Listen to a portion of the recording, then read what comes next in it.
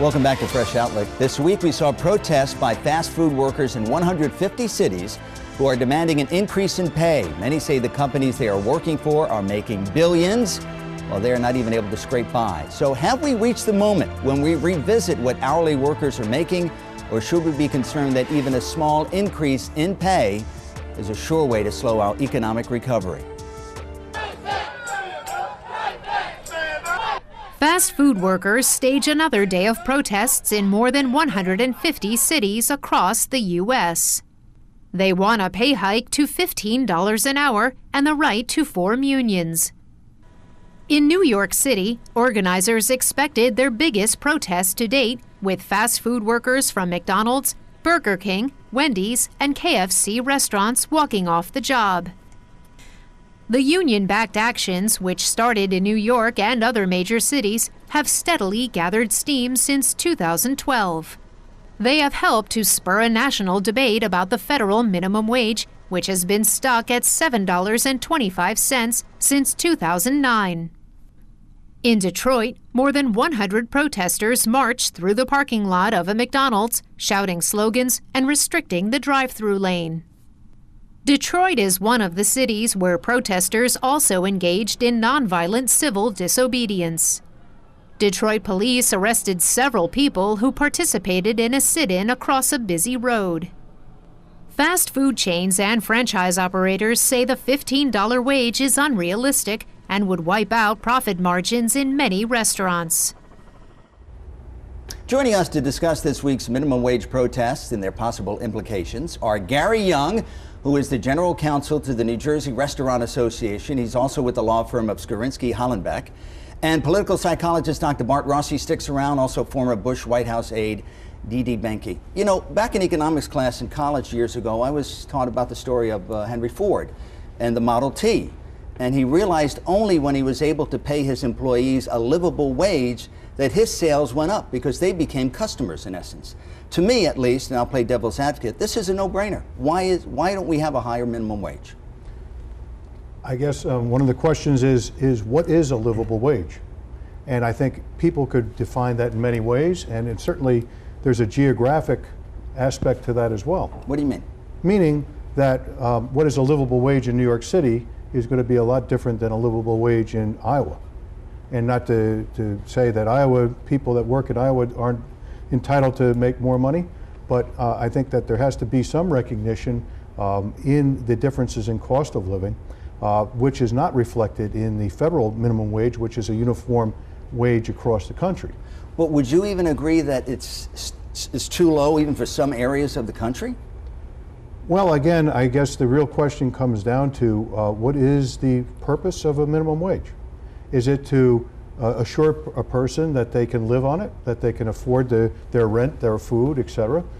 I think there's no question that we all, as citizens living together in a country, would want all of our citizens to do as well as they possibly can do and prosper. I mean, that certainly should be our goal, just from a pure patriotic, nationalistic point of view. So you're in favor of it? Well, I'm in favor of it if in fact it works and it doesn't dislocate the economics of the industry. And I would say to you, knowing as I do, working with restaurateurs, many find it very hard to make ends meet. In fact, if you go to a bank and try to get a loan to buy a restaurant, you'll find how quickly banks don't want to take that risk. All right, let me hold you there. Dr. Rossi. I like the word that Gary used, prosper, okay? What bothers me about this discussion, okay, is that people are working 40, 50 hours a week, let's say for Walmart. They only make $28,000 or so. Mm-hmm. They still qualify for food stamps. So my tax dollars, our tax dollars, are going to pay for the food stamps for these folks, while Walmart is making billions of dollars. The psychology of this doesn't work for me. It doesn't work at all, and that's why I'm for raising it and having people prosper at the lower end. They'll buy more stuff, and everyone will be a winner on this. Dee Dee, let me use my Henry Ford economics class back in collge example. Well, I own a Ford, and that's because it's American made. However, it's made it very difficult. And look at Detroit, because the unions destroyed Detroit because the wages and the demands got too big, so it destroyed manufacturing. So that's a lesson as well. To unionize this group, I'm sorry, that's not good. And I don't think the government should ever tell these businesses what they pay the employees. But they already do with the federal minimum I don't wage. even believe that. I don't think they should. I think that should be up to the individual business. And if people don't want to work there, if they think it's too low, work somewhere else. There's a lot of people supporting this. In fact, the protest that happened this week, a broad coalition of workers, nurses, doctors joined. I think this has some momentum now, and I think at the very least there will be some increase. Would you agree? Yeah, actually, David Stockman was Reagan's budget director. He's for this because he feels that, as Gary said, he used the word prosper, and that everyone would be a winner on this. So, I mean, even somebody from the right is saying that. Now, I've seen stuff on social media this week where people say, hey, this is not a job to stay out. This is not a career. This is a kid working his way through college or a teenager trying to get some extra money. They shouldn't stay there, but a lot of these people have to because there aren't enough jobs. Let me just say also, we have to understand one thing. The Fair Labor Standards Act was passed in 1938. American labor at that time was largely manufacturing jobs and other types of industries. Today, for better or for worse, many of those jobs have gone offshore, and you could get into the debate of why that is and whether unions drove those jobs offshore, or maybe we're only victims of our own success. We're competing in a world stage, especially when it comes to manufacturing, and when you're competing and you want to pay people $30, $40 an hour, and now you're competing against a person who makes, if they're lucky, $10 a day, that is very difficult. But let's go back to this industry. Okay, why are they picking on this industry? Because in the state of New Jersey, for example, I think that the New Jersey restaurant industry is the second largest employer after government in the state. Most of the jobs that used to be here, Trenton was a manufacturing city, have gone offshore. But here's my question. If you're going to try to battle people making a lot less offshore, then we're racing everybody to the bottom. And of course, the companies are not going to lower their prices. Companies are going to raise their prices, so the disparity gets bigger and bigger. Doesn't the pay of somebody working in this industry and other industries have to match what companies are charging for goods and services? You know, there's no question that in an ideal world, you would want people to make enough money that they could afford to pay the rent. And I think for a lot food. of them are saying this. They would like to make enough money so they don't have to work 3 jobs. They can work 2, spend more time with their family, and have more money in their But pocket. let's look at what happens. What really happens is, as you raise the wages, you now marginalize businesses that might already have been struggling, and they will find ways to either survive or they'll die. They'll cut jobs. It can be a job killer, especially for small businesses. And you are right about the geography. In Indiana, it's much different than it is in New York. They will go out of business. They will not be able to afford these small businesses. There's no way There are many to make small, it uniform. There are many small business owners who say that when they give their employees a little bit more money, they do better. No, so there's not the that small, psychology of though. all that. I think it works for everyone, and I can understand if a business is struggling. But when you take a lot of these big businesses like Walmart and McDonald's, and Who a are lot of making these chains, billions. they're making billions, and they still want to keep people at the lower end. There's something that doesn't work. with that. Understood, but if you're going to make it uniform, it's not going to work. Well, There's maybe no you don't way have to can. make it uniform. Maybe it'll be on a state basis where they'll decide what a livable wage is, and the legislatures, good luck on that, will agree to that. Well, I think that's an interesting point, which is the subtext behind all this really is a union campaign, okay? They're trying to get members to pay dues, and they're using this as their platform.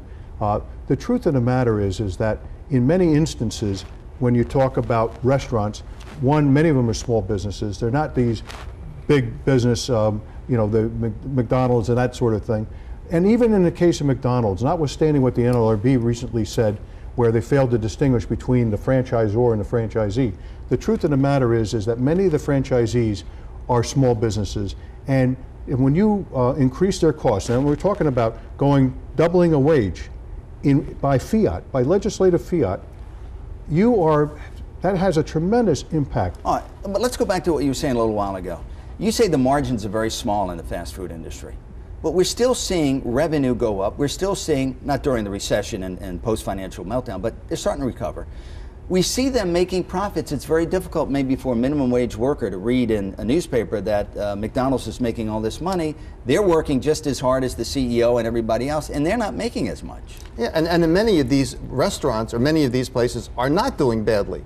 I mean, we can focus on those that are on the margin, and I think you have a good point there. But there are many that are very successful. And so why are those people marginalized at the bottom? Gary's right, though. The restaurant business is difficult. My family owned a restaurant, and it was difficult every single week to try to get people paid. All right, it's a tough business. Let's say we raise the minimum wage to $15. Let's say a Big Mac goes from 99 cents to $1.19. Will it really make a difference when you buy something for yourself or you and your child, another 20 cents? Will it really make a difference in the long run? Well, I mean, that's how people are looking at it. I think we're talking, in the air. I mean, when we talk about corporations making all these profits, I don't know which corporations we're talking about.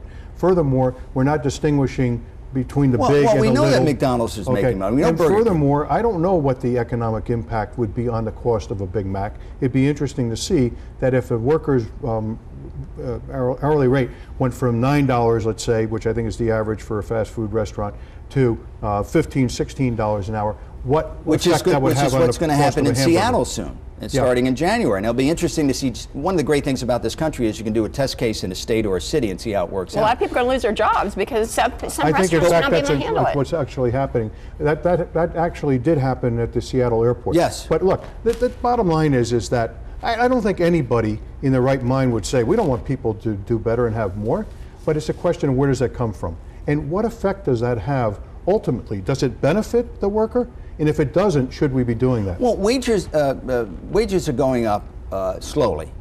Doesn't it benefit in the long run, going back to the original question, doesn't it benefit in the long run that we have people with more disposable income out there who can buy a car or buy a TV set or so on and so forth?